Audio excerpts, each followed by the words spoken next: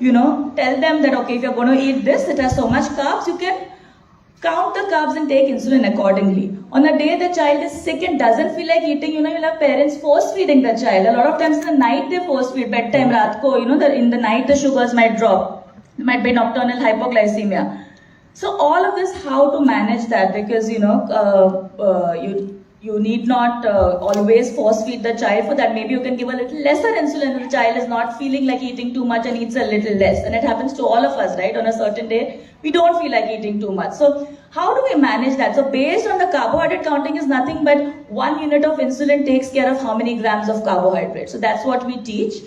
So they know, okay, I'm going to eat XYZ amount of carbohydrates, so I need these many units of insulin to cover it. And once they learn that art, they get more flexibility. So then then there's no question of hiding and feeling, because they can then participate in social events and go out with friends and do all of that. But the basic discipline of healthy eating has to be there, and it has to be there in all of us. So that is what medical nutrition therapy is about, getting a basic discipline in the way you eat, so that you are having, yes, the blood glucose in control, but also leading a healthy life. Otherwise, where we are not, running into any kind of complications and are seeing good growth as well. I think I would like to emphasize that, because that's very important, because when in type 1, we normally see more of kids and growth should not be compromised. So yeah, that is what we, actually emphasize on and make sure that they are able to eat all kinds of food. But as I said, when, how much,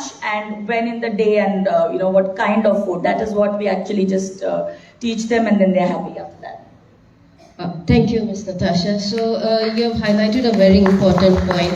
This is what I want to address with the audience, especially to those with type 1 diabetes and their parents. Now, when we say diet, often they feel like a sentence has been passed to them, and that, they can't eat this, they can't eat that. But when we say diet, we mean modifications in your diet, the food groups that are involved.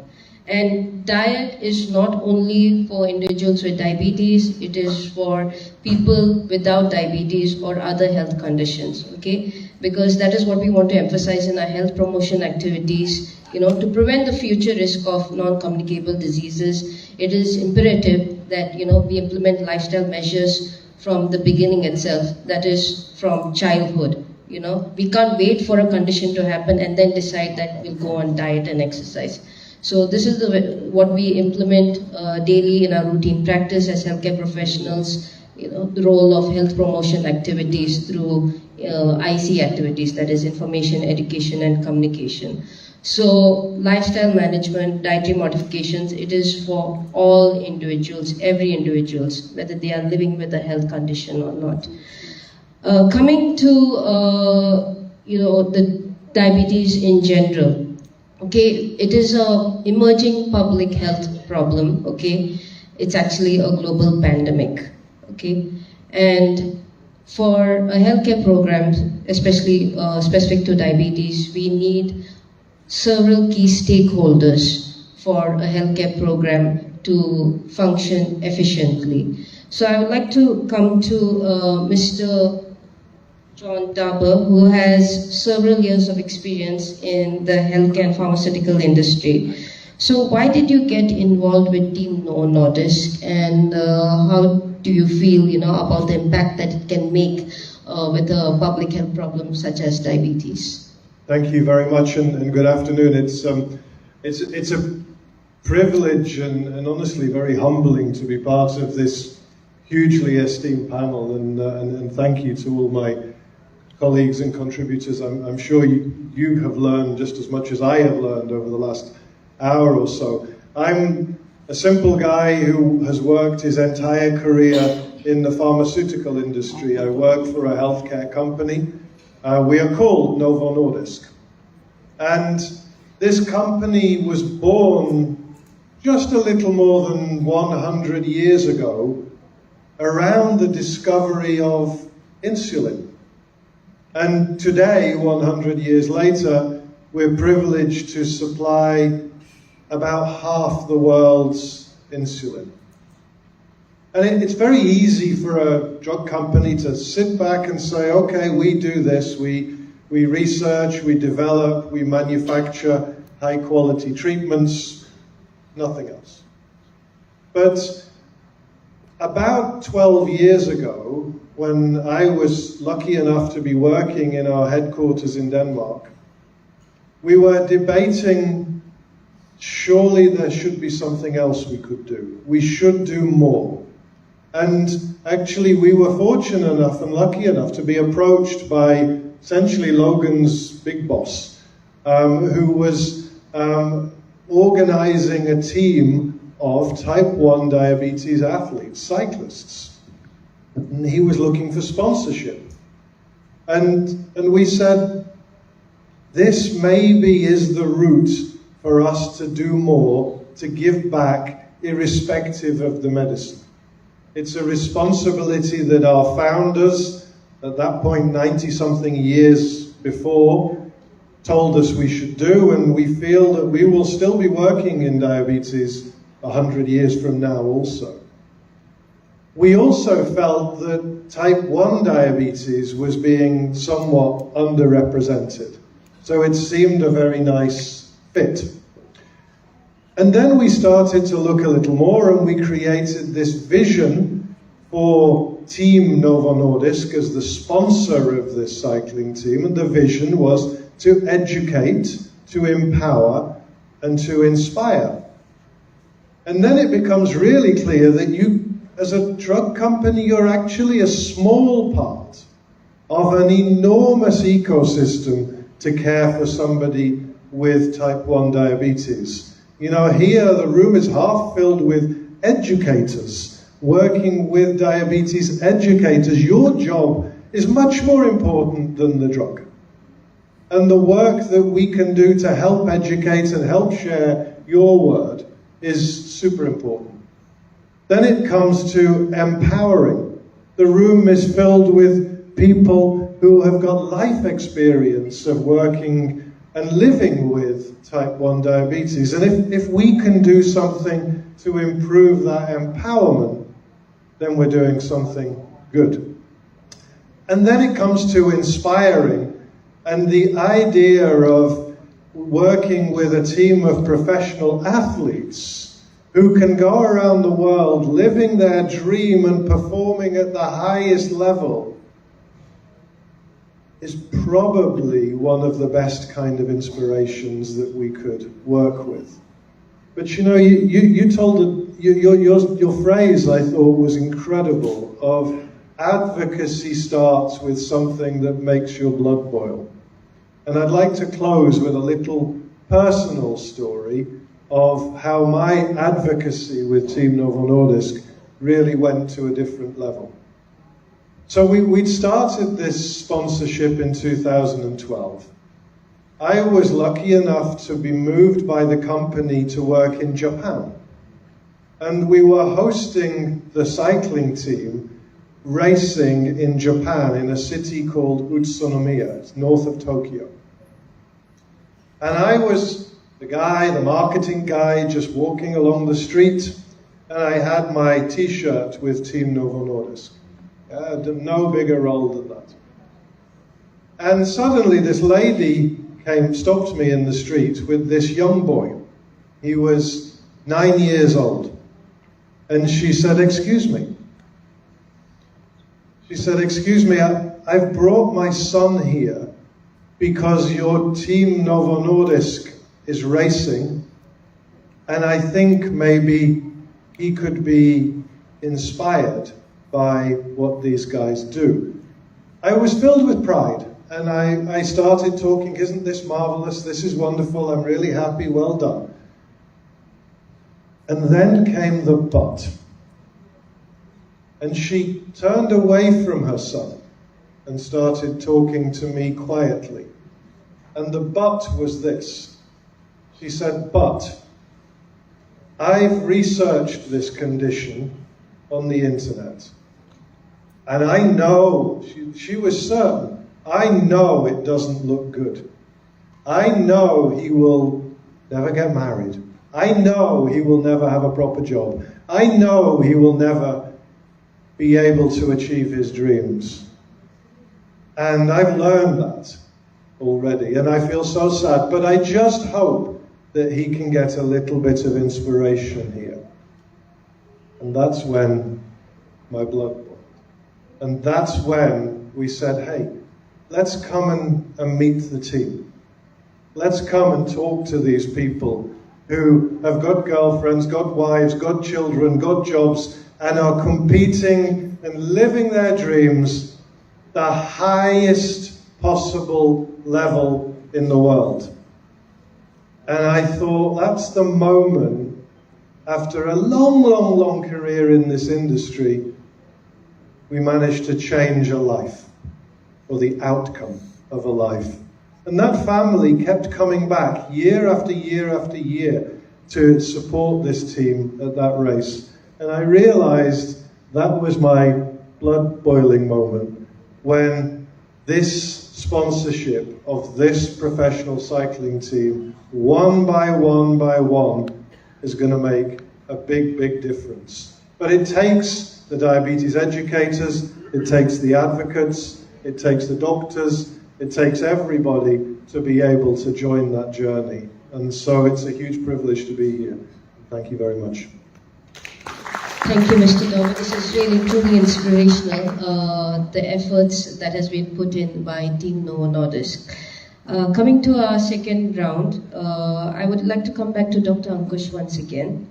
If you could please talk about the newer therapies available, especially the availability of free insulin and the insulin pumps that are now much available, and any other technological advances. How do you go about, how do individuals with type 1 diabetes go about monitoring their blood glucose? Okay, the different techniques that are available. Yeah, it's been a long time, I think so, as I spoke. So 1 hour later, literally, almost, no? So I hope we do not spend that much amount of time, because we then need to sort of break for lunch, right? So I'll keep it a bit short, very quickly. So here is Karthik, there is Divya, there is Shravya, there is Dhruv, there are so many others here who have spent a lot of years with me. One of the things which they would always feel about me is, why does Ankush give them the injections?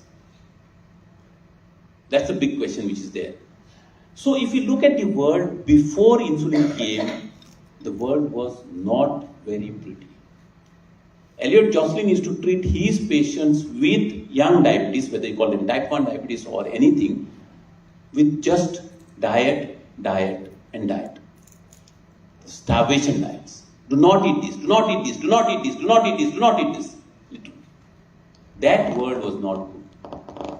It was when Frederick Banting showed the use of the most impure form of insulin which can be used in this world, that for Leonard Thompson, the world changed. He, from a shriveled boy, became a healthy looking, handsome child. And then he went on to live in this world for almost like 70 odd years. I don't know whether Logan knows about his story. So what I want to say is that with changing times, there would be many advancements. We have seen the world. If you ask me, I have seen the world when I started this journey in diabetes or endocrinology, that children used to monitor urine sugars. They used to come to the clinic at the All India Institute, in the DOI clinics. They would dip their, get their urine, and there was this guy who used to sort of boil the urine and put the the urine to be put in the Benedict's solution, and then the color change, and this is the amount of glucose that you have in your blood right now or in your body right now, they would say. Times have changed. We have got human insulins, and now we have got a lot of analogs, and I guess many of them would be using the analogs.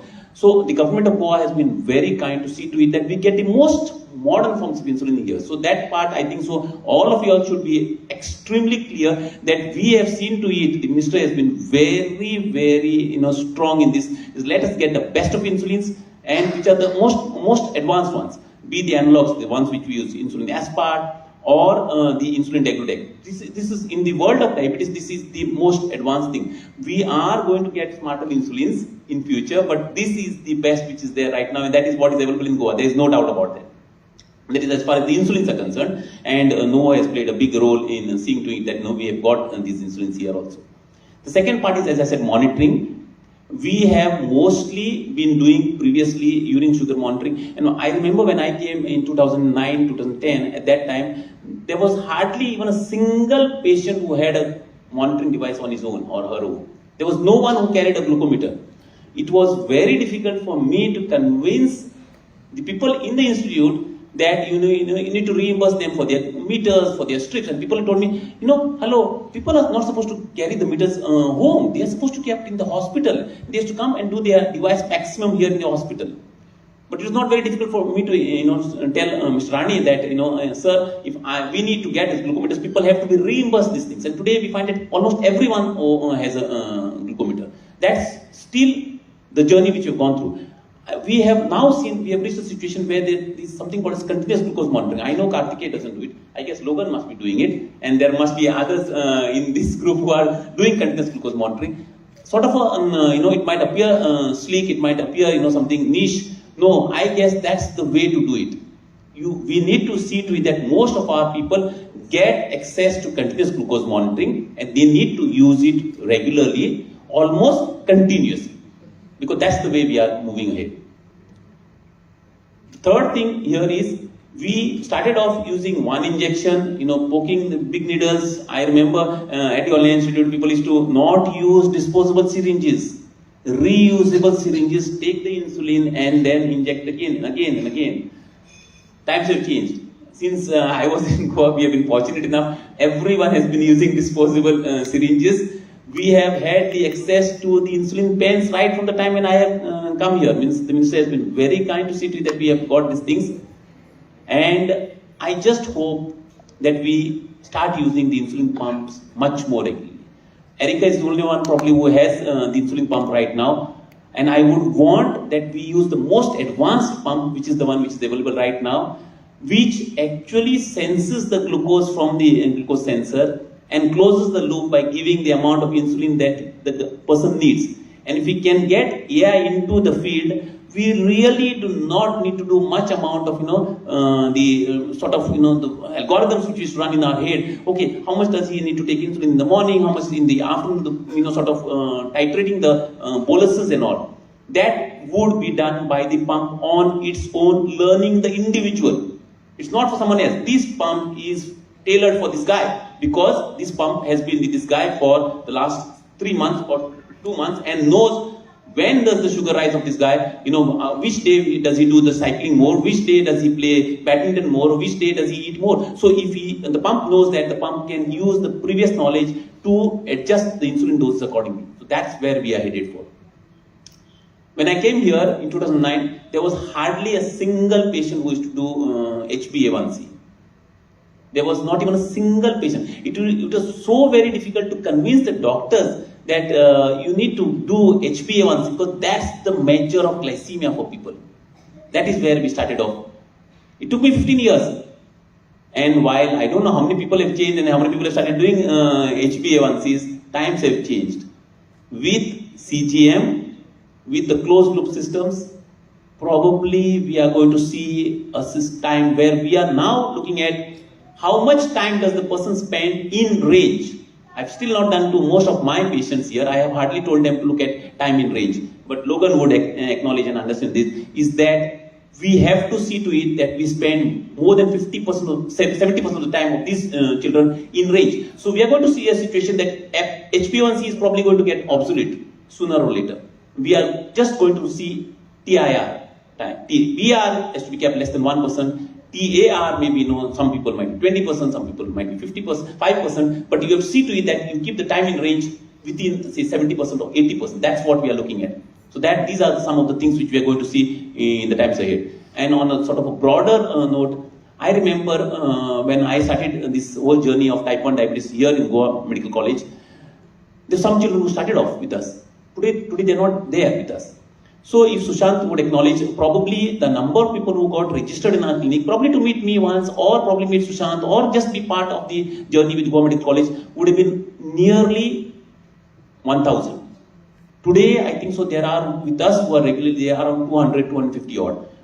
It's not that the others are not there, they just do not follow up. So if we had a center of excellence here, then we would see to it that we give them the best of care. And that would sort of encourage everyone to be with us forever. As long as they are in this world with their journey of diabetes, they would be with us. At the All India Institute, when I was there, we had at least 2,000 people who were registered in the clinic, the DOI clinic. And if you ask me how many were regularly coming, hardly 400. The same problem. So how to solve this problem is to have a center of excellence where you give dedicated care to these people and they feel empowered there. So these are the things which I'm looking out for next few years. Let's see how the journey goes. Yeah, done. Thank you. Thank you, Dr. Ankush. Ms. Natasha, adding on to what Dr. Ankush said, monitoring of blood glucose, self-monitoring of blood glucose. We had discussed earlier, it's not a report card, okay? It's not just about the blood glucose readings. What is more to it? So what is the importance of self-monitoring of blood glucose and how does one go about it? Thank you, Dr. Janice. So, self-monitoring of blood glucose, I think that itself talks a lot. It is about monitoring it for yourself. So first of all, I would like to emphasize that it's a very, very important pillar in the management of diabetes because it's like the speedometer of your car. When you're driving a car, you keep looking at the speedometer to know where you're going and how fast or slow you're going, right? Similarly, if you're too fast or too slow, you're going to lead into some trouble. Similarly, you need to know when you're taking some kind of a treatment for, the condition, you're taking the insulin, you may be following the diet, but you need to know how well it is actually working for you. And that's why the monitoring is very, very important because otherwise you're just playing a blind game. You don't know what's happening and you won't be able to correct it at the right time. So monitoring plays a very important role and we begin right from the basics of for those who do the SMDG, which is use of the glucometers. We prefer the 7-point system if they can do because that gives the best idea where you have like a pre-meal and a post-meal. That's your breakfast, lunch and dinner. So that's 6 readings there, pre and post, and 1 3 a.m. which is very important to understand what happens through the night and of course why the fastings are high or low. So that gives us a very important picture. But having said that, more than for the health professionals, of course, as dietitian and as a diabetes educator, I would want to see the log not only for the sugars but also for the food that they have, they have eaten, because only then can we associate, okay, this was eaten on breakfast on this day and this is what the sugar was like, and maybe the other day you ate something else, something with more protein and fiber, and see how it has made a different impact. So it's very important from us, from the compliance perspective, to explain to the individual as to how the food is working on their body.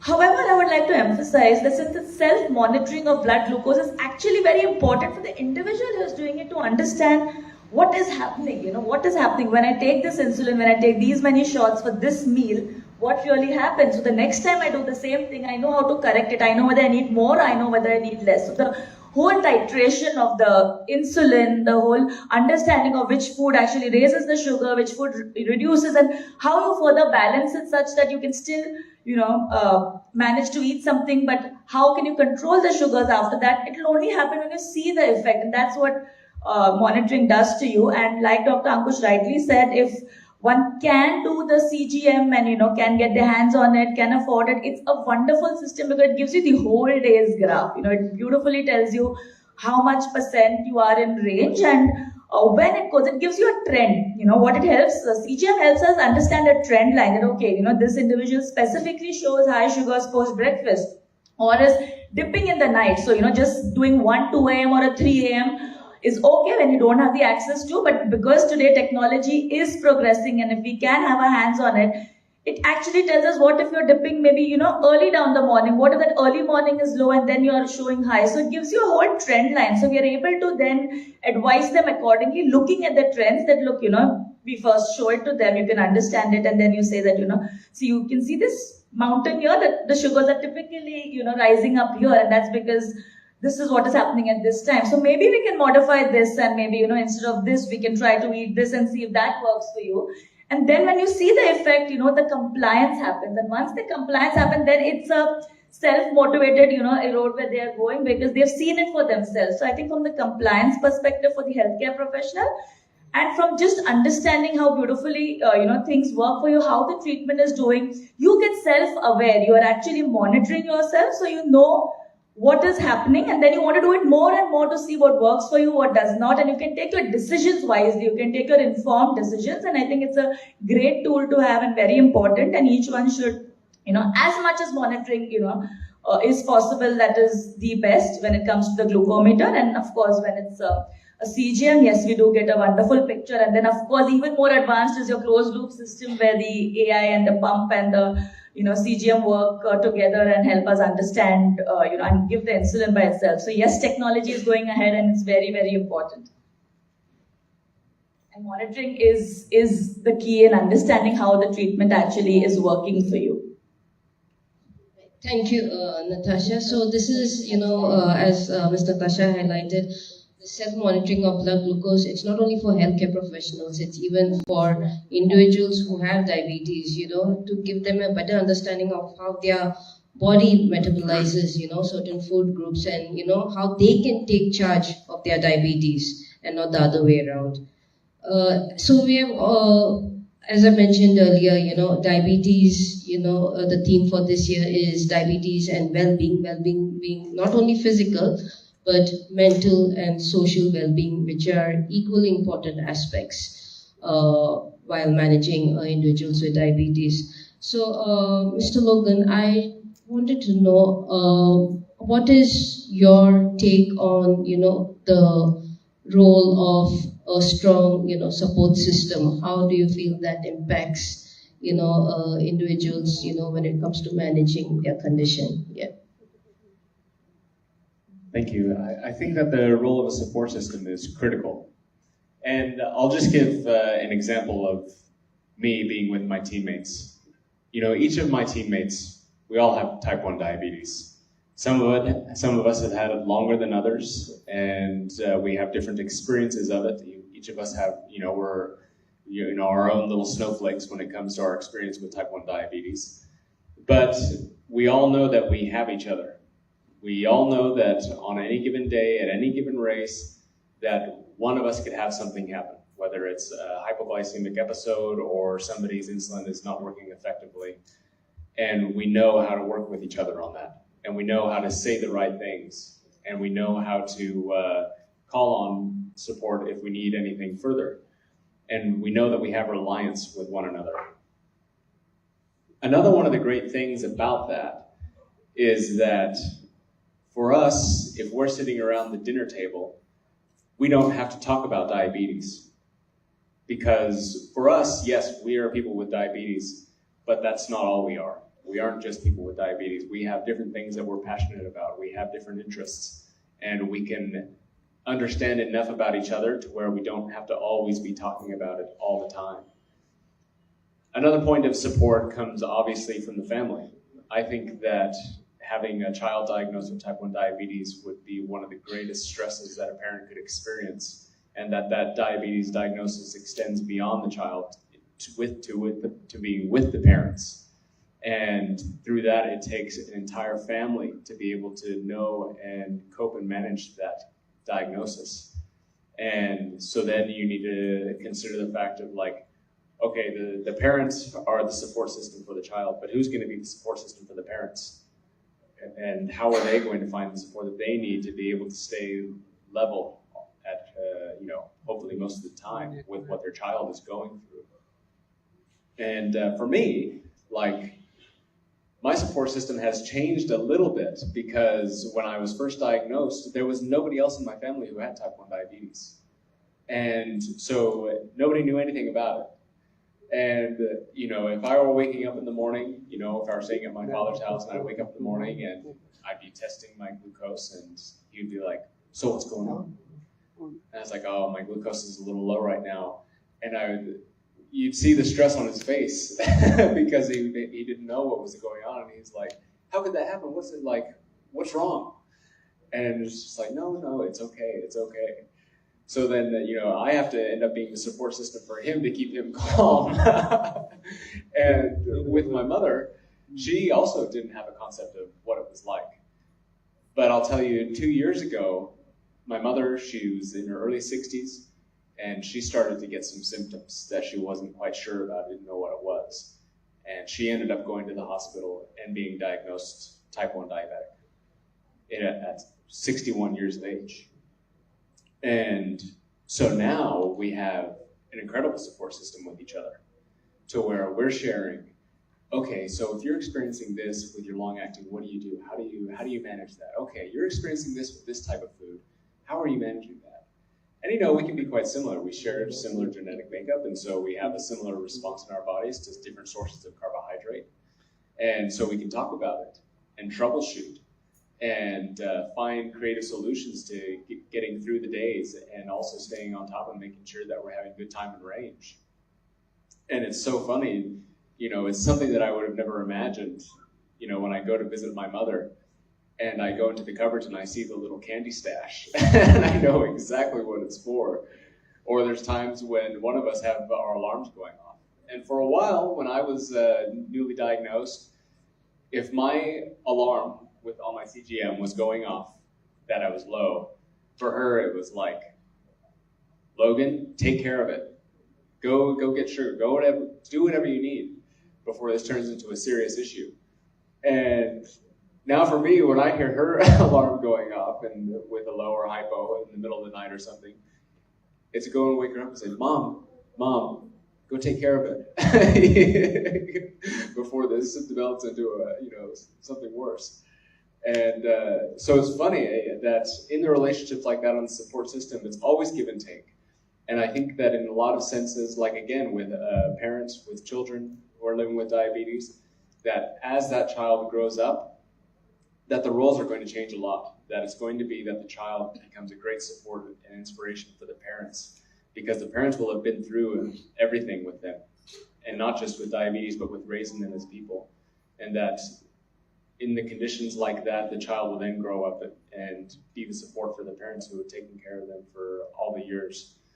And so, again, the support is critical, and critical in getting it to the point as well, like I mentioned with my teammates, to where diabetes doesn't have to be the focus of the conversation, because we are, after all, people. We have different things. Correct. Thank you, Mr. Logan. Mr. Alex, we have discussed the role of, the essential role of the support system, and that can be achieved through advocacy, like you have elaborated earlier. So what can, be done here in Goa? How do we strengthen, advocacy efforts? Like, how can we get the community involved to express our support, for individuals with type 1 diabetes? I'll go back to my days in Mumbai, how we got started. Right. Just if that effort could be duplicated, I would think. I think it's largely about bringing people together. Whether you call it a support group or whether you call it misery likes company. I don't know, whichever way you look at it, whatever the perspective. Just that being together, that sense of belonging, that oneness, someone like me, someone in my boat, is the first step. So, where it came to, my days at Juvenile Diabetes Foundation Maharashtra chapter, what we used to have was, we used to have these monthly meetings, or bi-monthly meetings. So when we were kids, they would invite some kind of a celebrity, some TV star or whoever. That was the attraction for us. Okay, so we would go running for those meetings, and like I said, there would be postcards sent to us. And this Sunday or whenever next the meeting is, so and so will be coming. So I must go for the meeting. So as kids, we used to go more to see the celeb or whatever. But that is where the bonds were forged. That is where we came together. So besides these bi-monthly meetings, we also used to have an annual education camp for 3 days. Now these 3 days together, and it would be away from Mumbai, like a Khandala or a Lonavala, the fringes of Mumbai beyond. So that gave us a lot of time, togetherness, to get to know one another. That's where we really made buddies. Because at the bi-monthly meetings, or for example at the GMC where they have their OPD, I meet this kid just for those 15 minutes, maybe half an hour, and then next, the doctor calls me, okay, tata, bye-bye, now I have to go, and then you go your way, I go my way. That bonding cannot be forged in such a short span of time, I would think.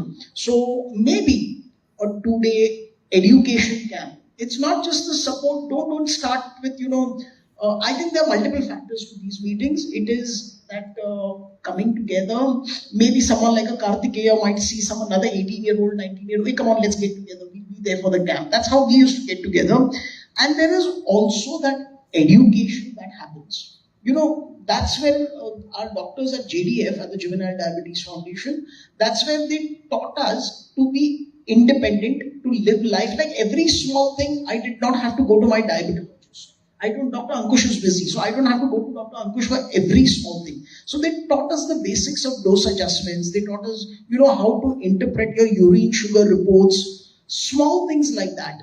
And that is where I think, one thing led to another. And then you realize when you're in a group, like it typically happens in any group, oh, this person, feels as strongly as I do about, let's say, sports, or let's say about advocacy. I didn't like what happened, with Alex being rejected from the job, for instance. Come on, let's get together, let's do something about it.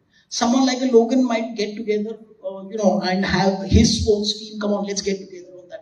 So that is where these bonds are forged. But the first step, I would think, is to come together, to get to know one another, and to spend time with one another. So something like a 2-day education camp, 3-day education camp can bring these kids together. And I think I would not expect doctors and healthcare professionals to take that initiative. It has to come from either the kids who are now grown up, or it has to come from the parents, the initiative themselves. That is something which you will be contributing, you will be investing for your kid's future. Because your kid needs to know that there are many others like me in the city. Thank you, Mr. Alex. Mr. Dauber, just continuing with what we had discussed earlier, how do you see, the future for Team Novo Nordisk in terms of, future collaborations and, creating more awareness and then, like you said, empowering, encouraging, and inspiring? If you could add on that, please. Yeah, I think for us, the journey continues. We're a dozen years into this journey.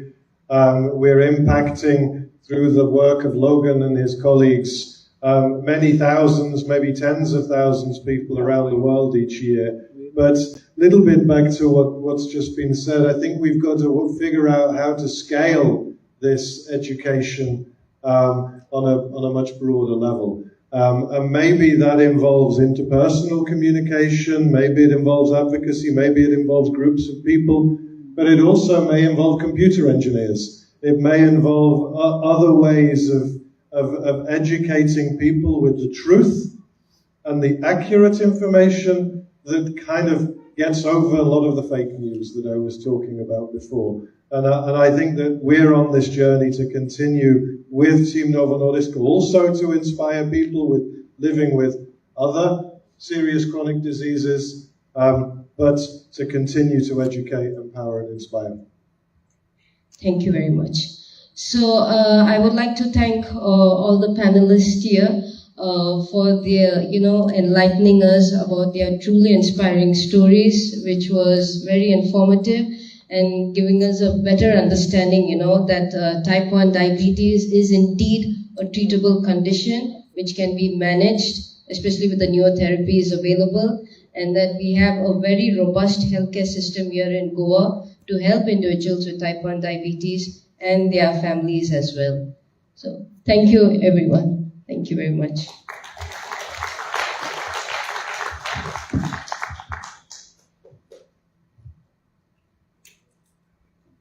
Hello, everyone. I would like to thank the panelists and our moderator, Dr. Janice, for giving us so many different perspectives to living with diabetes and inspiring others. I would request you all to just stay on stage.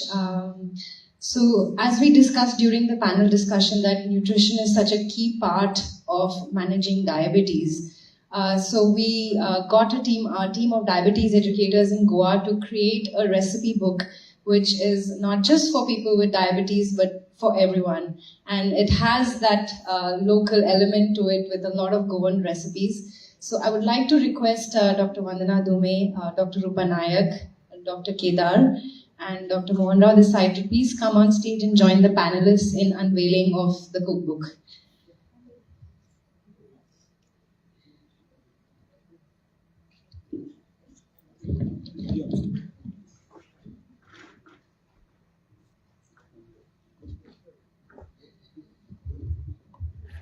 as well as Divakar, Mr. Divakar, if he's in the audience.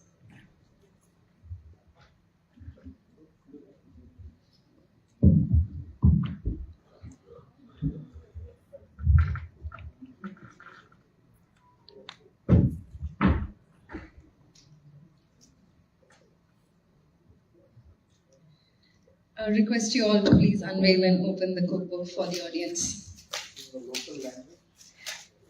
This one is in English, but we will make the local language available as well.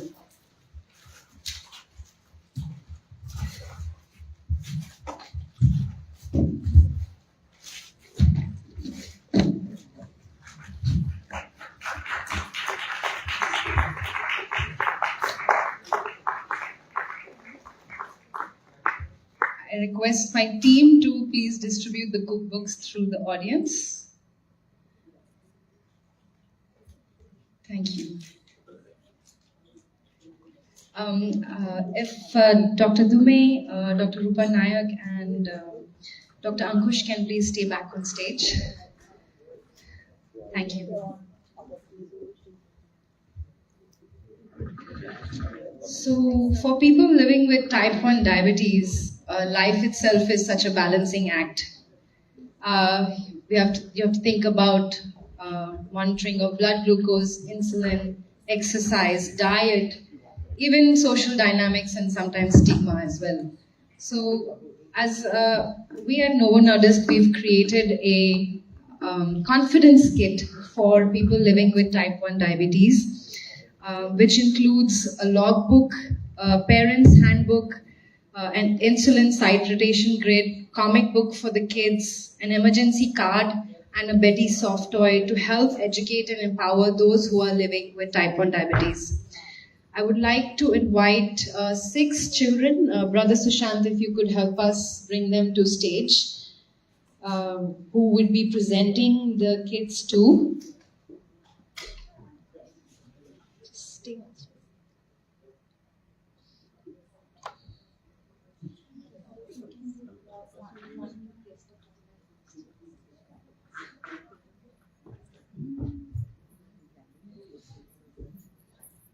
For the rest of the children in the audience, the kits are available for you at the registration counter. Please do collect them on your way out.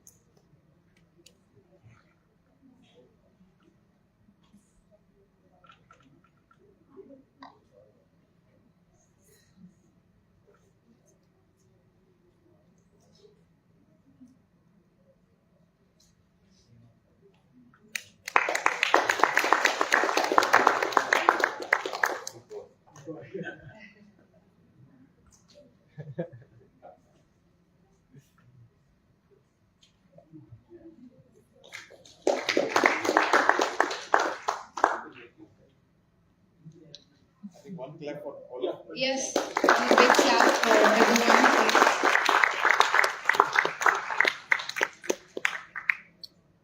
Thank you so much. I request Dr. Dume to please address the audience with a few words for healthcare in Goa.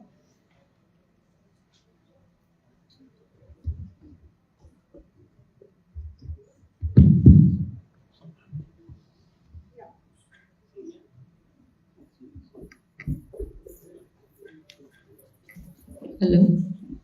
Yeah, good afternoon, everyone. I know it's time for lunch. All of us are hungry. Just about 3-4 minutes, I will take your time. First of all, I would really like to thank Novo Nordisk for organizing such a huge event for Tour the Diabetes. And the panel discussion, thank the panelists also, because in the last 1.5 hours, I think I have gained a lot of knowledge about diabetes, type 1 diabetes also. In the morning where we had a cyclathon, and it was amazing to see so many young children, kids, who had participated in the Zumba as well as in the cycling race. So I should really appreciate and thank all the parents who have brought these children here without any stigma, and appreciate the children also who came without any hassles and participated in the cyclathon as well as in the Zumba. I think they really enjoyed the Zumba session in the morning.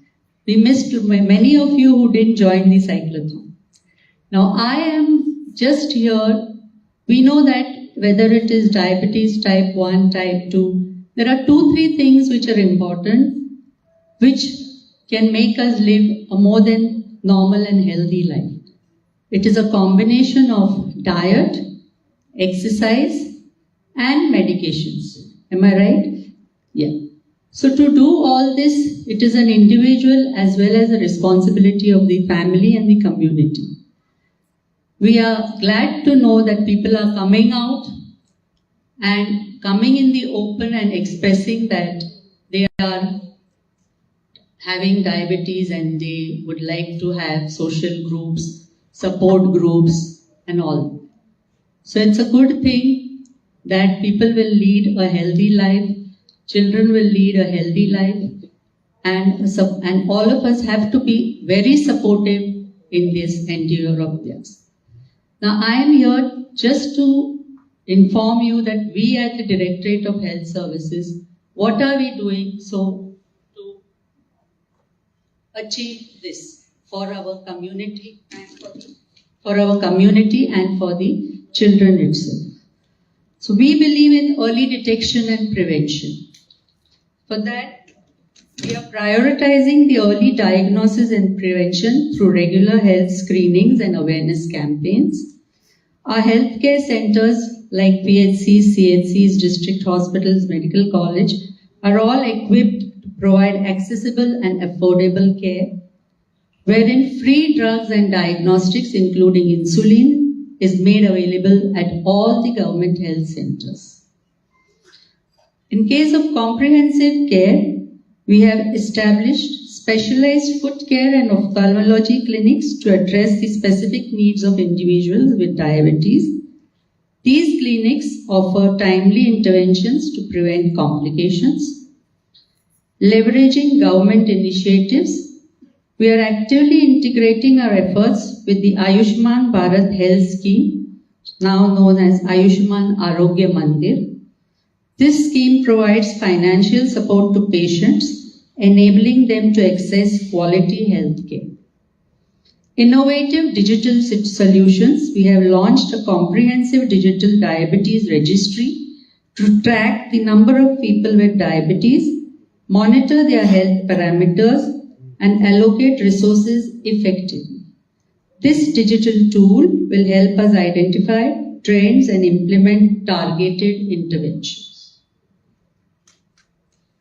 Promoting a healthy lifestyle, we are promoting healthy lifestyle choices including a balanced diet, regular physical activity through the NCDC health camps, and Eat Right initiatives. Just to inform the House that we are getting CSR partners for continuous sugar monitoring for our patients very shortly. So our ultimate goal is to create a diabetes-friendly environment where individuals can live healthy and productive lives. By working together, we can reduce the burden of diabetes and ensure a brighter future for the generations to come. I urge everyone to prioritize their health, adopt healthy lifestyle habits, and seek timely medical attention.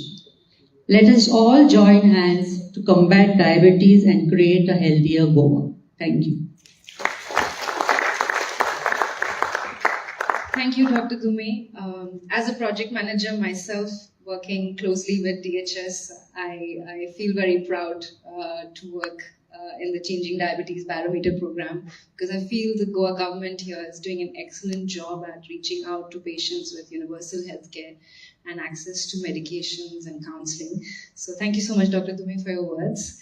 Finally, we would like to end this session with Mr. Divakar Mittal giving us a vote of thanks. Thanks a lot. On behalf of Novo Nordisk, I want to personally thank all of you for coming, spending this time. And as I said in the beginning, this work is like our calling. We are really, really driven for this. And we truly enjoy our partnership here in Goa with the government. It's been supported very, very well. And type 1 is one very important area which we continue to work, continue to drive with the spirit of taking in charge. So truly appreciate and thank you, ma'am, for all the support, sir, for all the support. Round of applause to all of them supporting our pro cyclist Logan, who is here all the way from US, and he's going ahead, and we have a full week. Tomorrow we are in Bombay, then we go to Delhi, and then we are in Bangalore. So it's a lot of work. In fact, Mr. John Dower, who really supports us from our global business unit over here. So thank you so much, all the panelists, all the audience, to really coming forward and working together. We are open now for the lunch. Please join us. Thank you.